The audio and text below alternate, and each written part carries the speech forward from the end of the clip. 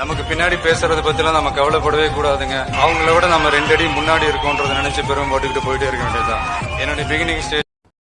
வணக்கம் நண்பா, welcome to RK Arun channel. இந்த வீடியோ ரிவ்யூவில் எந்த படத்தோட திரையம்சம் பார்க்கணும்னா, நம்ம சூர்யாவுடைய நடிப்பில் கார்த்திக் சுப்புராஜுடைய இயக்கத்தில் வெளியே வந்திருக்கும் ரெட்ரோ படத்தோட திரையம்சம் தான் இந்த வீடியோ ரிவ்யூவில் பார்க்க போகிறோம். அதுக்கு முன்னாடி நம்ம சேனலுக்கு இப்போ தான் முத வந்தீங்கன்னா மறக்காம கீழே இருக்க ரெட் கலர் சப்ஸ்கிரைப் பட்டன் வாங்க வீடியோக்குள்ளே போகலாம். ரெட்ரோ கார்த்திக் சுப்புராஜ் படம்னாலே ஒரு எதிர்பார்ப்பு இருக்கும். அவருடைய பேட்டை இந்த மாதிரி ஏகப்பட்ட படங்கள் சொல்லலாம். கணேஷா வந்து ஜிகர்தண்டா XXL ஜிகர்தண்டா இந்த மாதிரி ஏகப்பட்ட படங்கள் சொல்லிட்டே போகலாம். கார்த்திக் சுப்புராஜுடைய படங்கள். அப்புறம் ஜெகமேதந்திரம் எனக்கு வந்து ஒரு சூப்பரான மூவின்னு எனக்கு ரொம்ப பிடிக்கும். அந்த ஜேர்னல்லே வந்து இந்த படத்தோட இன்ட்ரோ சீனும் சரி, சூர்யாவோட இன்ட்ரோ சீனும், அது மட்டும் இல்லாமல் நம்ம கனிமா சாங் படத்தோட வந்து அந்த படத்தில் சாலையிலாமே இருந்துச்சு சொல்லலாம். கார்த்திக் சுப்புராஜுக்குன்னு ஒரு தனி ஸ்டைல் இருக்குது. அதை வந்து ஏன் மறைச்சிட்டாரு அப்படின்னு எனக்கு தெரில, இந்த படத்தில் மறந்துட்டாருன்னு. ஏன்னா லோகேஷ் கனகராஜன் அவருடைய ஸ்டைலில் வந்து தமிழ் சினிமாவில் முத கொண்டு வந்தார்.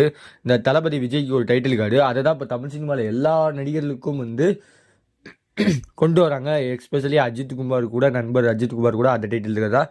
இப்போ சூர்யாவுக்கும் அதே டைட்டில் கார்டு. அதே மாதிரி அவர் யூஸ் பண்ணுற ரெட்ரோ ஃபோட்டோஸ் விண்டேஜ் ஃபோட்டோஸ், இந்த ஆக்டர்ஸோட விண்டேஜ் ஃபோட்டோஸ் வந்து கொண்டு வரதில் வந்து முதல்ல கமலஹாசன் கொண்டு வந்தார். அதுக்கப்புறம் வந்து லோகேஷ் கனகராஜன் வந்து தளபதி விஜய்க்காக கொண்டு வந்தார். அந்த வருஷத்தில் வந்து இந்த படத்துலேயே வந்து 2-3 சீன்ஸில் வந்து நம்ம பழைய சூர்யாவை பார்க்கலாம். அந்த நேரத்துக்கு படத்தில் வச்சுருக்காங்க. படத்தோட ஒன்லைன் ஸ்டோரிக்குள்ளே போயிடுவோம். ஸ்டோரிக்குள்ளே தங்க மீன்களை நம்ம ஹீரோவான சூர்யா வந்து கடத்துறாப்புல. அந்த தங்க மீனை கடத்துறதுக்காக தன்னுடைய வளர்ப்பு அப்பாவான வில்லனாக மாறுறாரு. வில்லனாக மாறி அந்த வளர்ப்பு அப்பா வந்து தங்க மீனை வந்து கணேஷை கண்டுபிடிச்சாரா இல்லையான்றது தான் படத்தில் வந்து முழுக்க கதை.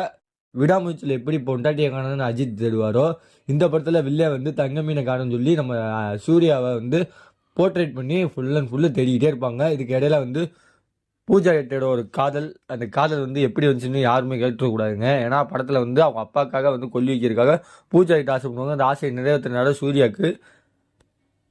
பூஜாட்டுக்கு சூர்யாவுக்கு மேலே காதல் வந்துடும். சூர்யாவுக்கு பூஜாட்டு மேலே எப்படி காதல் வந்துச்சுன்னு கேட்டிங்கன்னா, அது நம்ம படத்தை தெரியாது. கண்டவுடன் காதல் பசங்க லவ் தானே, அந்த மாதிரி லவ் வருது. ஒரு கட்டத்தில் வந்து அப்பா கூட சேர்ந்து பண்ண கேங்ஸ்டர் அடிதடியில் வந்து ஃபாலோ பண்ணி வரும்பொழுது லவ்வை வேணான்னு சொல்லி முடிக்கிறாங்க. லவ்வை வேணான்னு சொல்லி முடிக்கும் பொழுது கல்யாணம் பண்ணுறாங்க. கல்யாணம் பண்ணும்பொழுது அந்த கனிமா சாங்லேயே வந்து செம்மையான ஃபைட்டு. அது எக்ஸ்பெக்ட் பண்ணவே இல்லை. அந்தளவுக்கு நம்ம சந்தோஷம் வலுவாக டான்ஸ் ஆடிட்டு இருப்பாப்புல. அந்த டான்ஸுக்கு மத்தியில் வந்து வலுவாக ஒரு ஃபைட் சீனை நம்ம டேரக்டர் வந்து வச்சுட்டு விட்டு போயிடுவார். இதுதாங்க படத்தோட ஒன்லைன் ஸ்டோரின்னு சொல்ல முடியாது. இதுதான் படத்தோட ஃபுல் ஸ்டோரியை வந்து லவ் பண்ணுறாங்க. லவ் பண்ணுறதுக்காக வந்து அடிதடியை விட்டுட்டு வர்றாரு. அடிதடியை விட்டுட்டு வந்து லவ் பண்ணும்பொழுது லவ்க்காக அடிதடியை மீண்டும் தொடர மாதிரி இருக்கும். அந்த மாதிரி சேனலில் வந்து மறுபடியும் படங்களுக்கு கடை வந்து கோர்வையாக கோர்த்துக்கிட்டே போகும். இடையில வந்து ஜெயிலில் போய் சம்பவம் பண்ணனால அப்பா கையை விட்டனால ஜெயிலுக்கு போயிடுவார். ஜெயிலுக்கு போயிட்டு கிட்டத்தட்ட 5-6 வருஷமாக உள்ளே ஜெயிலில் இருப்பார். ஜெயிலை கண்டுபிடிச்சு நம்ம ஹீரோயினை கண்டுபிடிச்சா, அந்த ஹீரோயினி ஒரு தீவில் இருக்கிறோன்னே தீவில் நடக்கிற கொடுமையை அங்கே தட்டி கெடுக்கிறது. அங்கே ஒரு கேங்ஸ்டர் அடிக்கிறாரு, போட்டு கொள்றாரு. அந்த கேங்ஸ்டர் எதுக்காக அங்கே இருக்காங்கன்னு நாசரோடும் நாசருடைய மகனும் எதுக்கு அங்கே இருக்காங்கன்னு அவங்களுக்கே தெரியாது. பாவம் அந்த கூட்டத்தில் போய் இவங்க மாட்டிக்கிறாங்க.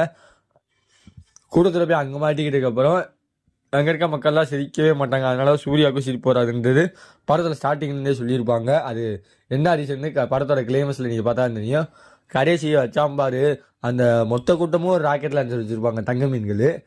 அந்த தங்க மீன்களை வச்சு ஒன்றே மட்டும் சுடும்.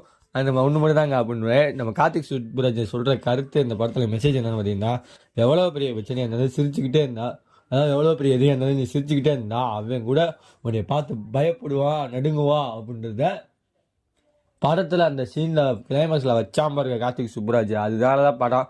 ஆனால் படத்தோட கதை ஒரு இரும் கிடையாது. சூர்யாவுக்காக படம் எடுத்த மாதிரி தெரியல, அவருக்காக படம் எடுத்த மாதிரியும் தெரியல. நீ தேட்டரில் போய் பார்த்தீங்கன்னா இந்த படம் என்னடா எங்கிட்டோ கொண்டு போய் விட்றாங்கன்ற மாதிரி தான் தெரியும். ஏன்னா அந்தளவு மொக்கையாக எடுத்திருக்காங்க. படத்தை பார்த்தாலே தெரியுது. இந்த படத்தை பார்த்தீங்கன்னா ஆர்கே ரேட்டிங்னு பார்த்தீங்கன்னா 5க்கு 2.25 தான் தருவேன். இந்த படம் தேட்டரில் போய் ஒன் டைம் வாட்ச் ஒரு மூவியாக இருக்குது. போய் தேட்டரில் பார்த்துட்டு உங்களுடைய கருத்துன்றதே மறக்காமல் கமெண்ட் பாக்ஸில் கமெண்ட் பண்ணுங்கள். அடுத்த ஒரு மூடிய ரிவ்யூ சந்திக்கிற வரை உங்களது விடைபெறுவது உங்கள் ஆர்கே அருண். பாய் வியூவர்ஸ்.